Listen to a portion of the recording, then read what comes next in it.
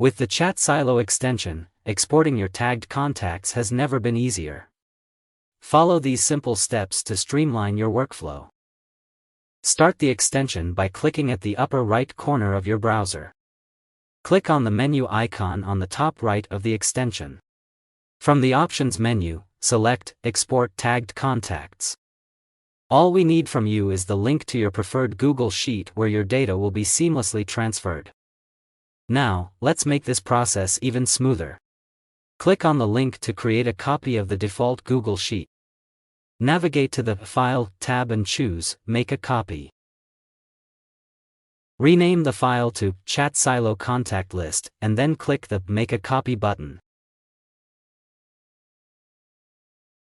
Ensure that privacy settings are set to Anyone with the link and grant View access to the editor. Copy the URL link and paste it into the URL field within the extension. Click the Verify button to confirm the validity of the URL. Select the specific tags from which you'd like to export contacts. Finally, click the Export button. If you check the Google Sheet, you will find all the contacts in there. You can also export all tagged contacts in one go by selecting the Select All Tag checkbox.